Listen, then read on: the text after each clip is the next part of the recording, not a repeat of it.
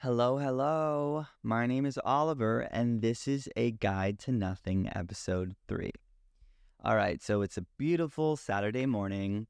I just came back from a meditative walk. I had a really interesting morning. So, when you kind of like, I feel like life has been pretty chill. And that's the problem. When life is pretty chill, that's when things start shaking up a little bit. Like your brain's like, let me shake it up for you a little bit. And it gives you kind of those weird dreams where you tend to get sad and it's like really affecting your mood. I woke up and I was just in a really weird space.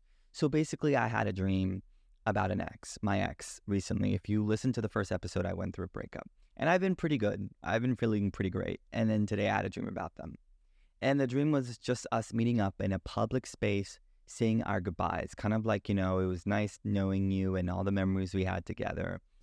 And I remember during the dream, I asked them one question. I said, do you think we'll ever see each other or talk again? And they're like, no, I think this is it. I think this is the last time I'll see you. And it hit really hard. I woke up and I was like, well, why am I feeling so defeated? Like, I don't even want to be with this person. Nothing against them. They're great in many ways, just not for me. But I was just like, that's not what I want. But it still hurt a lot. So, I said, I literally right away after I had that dream, I woke up, I said, let me get my ass up. I put on a t-shirt, ran outside and went for a walk for like a 30-minute walk.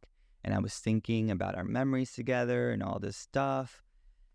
And I kind of like was thinking about it. I said, what's funny? Nostalgia is a drug. And what I mean by that is think about all of our memories together, and some of these memories weren't even that great. Like I'll be like, well, remember the time we went to get ice cream? But I'm like, yeah, but then your brain is going to forget about the moment you guys fought before you guys got that ice cream. And I'm like, yeah, of course, because nostalgia, when you're nostalgic, you kind of just remember the really amazing moments and never the bad ones. And today I thought it was perfect for the topic today. I said, you know what? This should be my topic today, actually, about why nostalgia is a drug and why is it holding you back from living in the moment. So this goes back to, and I wanted to throw in a story time. During the pandemic, I feel like a lot of us had some friendships or relationships that kind of just ended or, kind of just, fizzled out or something.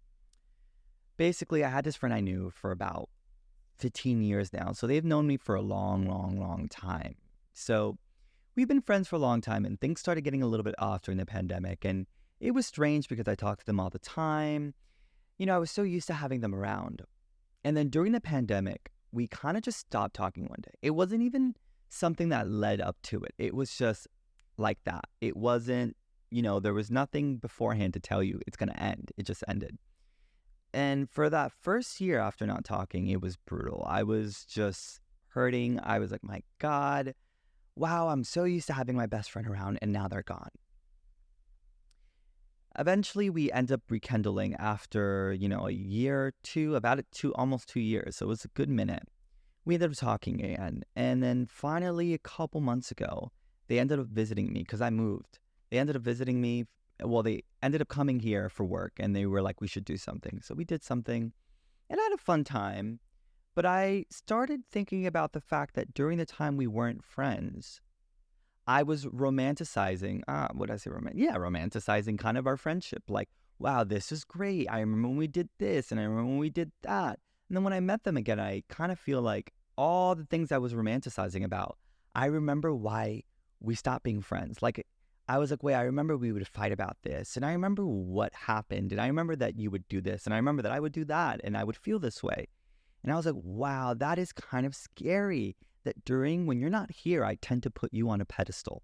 And that goes for relationships as well. So friendship and relationships, we tend to put people on a pedestal. Like when that person's not there anymore, especially when you don't see them often, when you don't know what they're doing, you tend to romanticize and put that person kind of like they're God. I mean, some people are going to hate me for saying this, but we tend to treat that person like they're God, like they're everything and they're so great. And it's not coming for them. I'm not trying to be mean, but I'm trying to say like it's honestly how it is.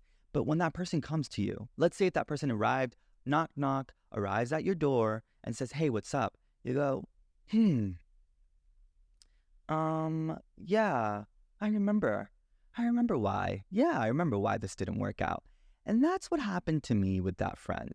And I feel like now that's what's happening to me during my breakup. Because that's the thing about a breakup, especially when you go no contact and you don't know what they're doing. It's easy to kind of put them on a pedestal and be like, you know what?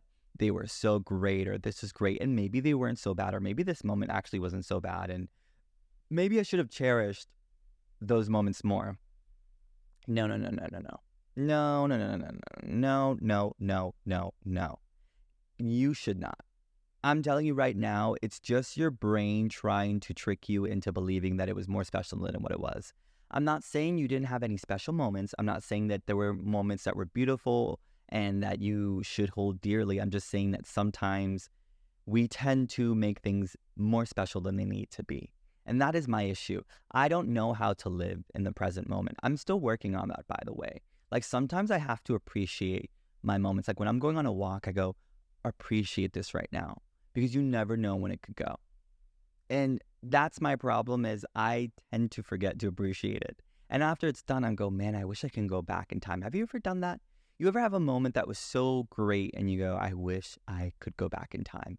But when you were in that moment, you didn't really even appreciate it either. You're like, oh, it was whatever. That's my issue too. So going back to my relationship, and when I had this dream, I was hurting so much this morning. I was like, oh my God. I wish I could just see them one more time. And I'm like, really, you do? Because you were really happy with them and you were kind of stressed out. So what's going on here? And I go, you know, it's all just in my head. I feel like I'm romanticizing something that wasn't there. And before we finish our conversation, I did write the definition of what nostalgia is. It's right here. Nostalgia, a wistful or excessively sentimental yearning for return to or of some past period, irrecoverable condition. So yeah, that emphasizes irrecoverable condition. You can never go back. It is not going to happen. Stop trying to live in the past. Stop trying to go back to something that will, even if, let's say, that person came back, that friend or that partner came back to you, it won't even be the same, because now things are different. Now things happened. Things ended for a reason. You will always have them in the back of the mind. Your back of the mind, I mean, like, what happened? This happened. I will never forget that. Or maybe they didn't treat you with the kind of respect you wanted in the end. So you won't remember the good moments when they come back. You remember those moments. So go, damn, what if they do that again to me? What if they disrespect me the same way they did before? Mind you, right now, they're not there. So of course you're not going to think about the disrespect they gave you. You're going to think about the great things, the great times, the great moments. They did some beautiful gesture that was so just lovely. But when they come back, and if they do come back, you'll remember. You'll say, my God, I remember what you did. I'm starting to see things clearly. And that is something that we need to remember, really. I feel like we really live in the past and we try to forget the present. And I'm telling you right now, work on it. This year, make it your mission to enjoy every little moment. It's not that easy. I don't think anyone has mastered the art of living in the present moment. But if you can do just a little bit of that, practice a little bit every day, it will change the way you think. Because this is what I've been practicing this lately. Every time I have a moment where I think about an ex or a friend that I miss, I kind of just sit with it for a second. I say, why am I missing it? What feeling am I missing from that moment? And what does that say about me right now? So I'm going to try to give you a good example. So recently I was thinking about the time I went to dinner with my ex a couple months ago with some friends.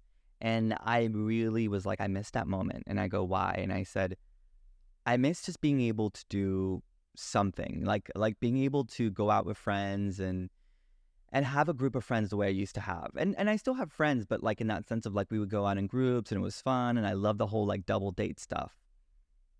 And I thought about, how does that make me feel? And I think I feel a little bit, I said, I realize I'm feeling that way because I'm bored, right? I was like, I'm bored right now and I just miss doing that.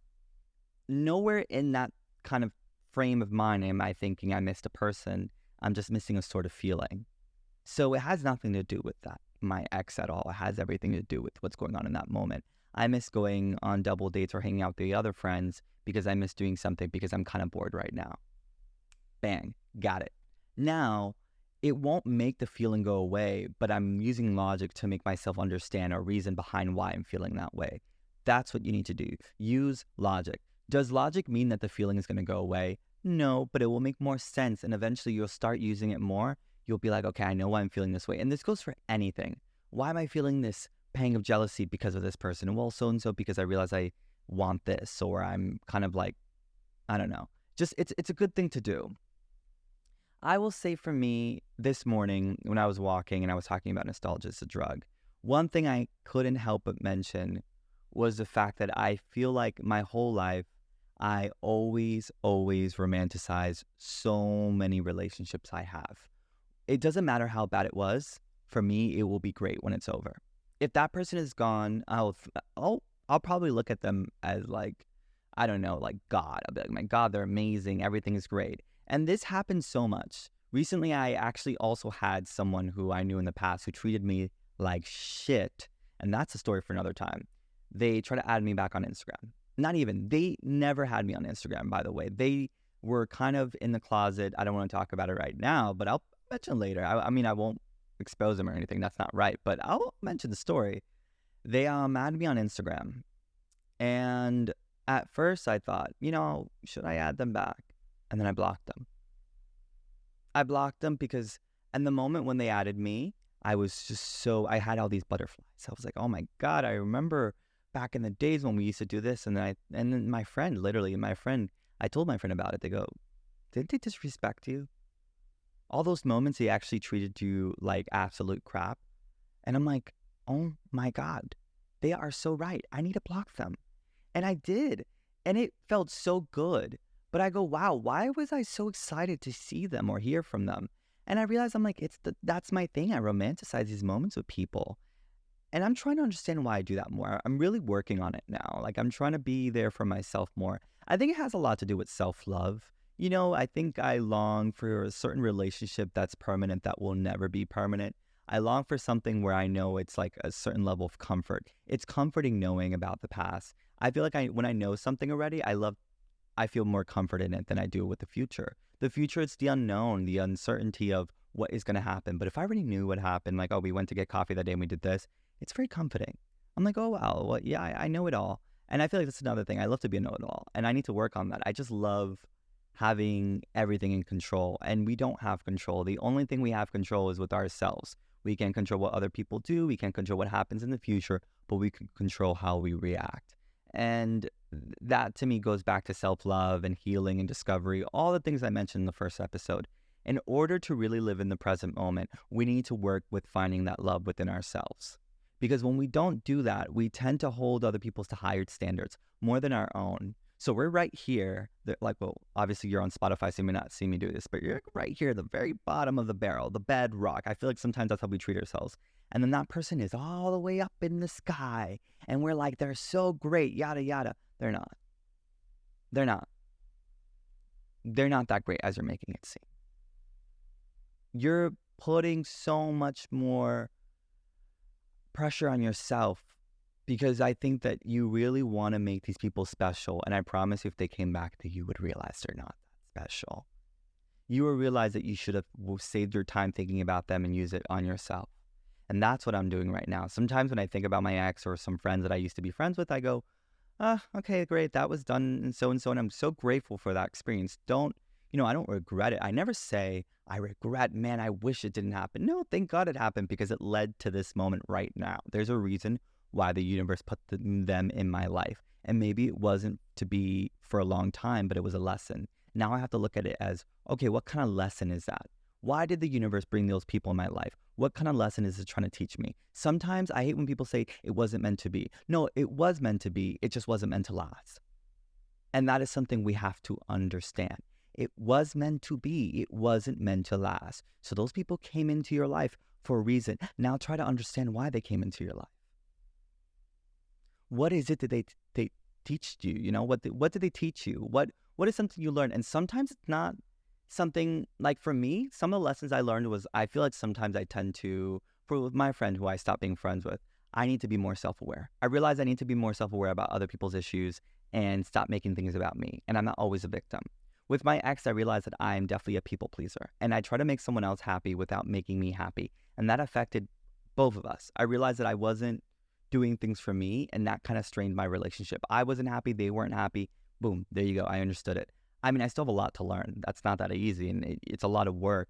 But you have to be more introspective about what it is that you're gaining from these relationships. And when the right person or the right friend comes along that is there for you, you're going to be so thankful that you did the work. All right. So this is Oliver Who, and this is my podcast, A Guide to Nothing.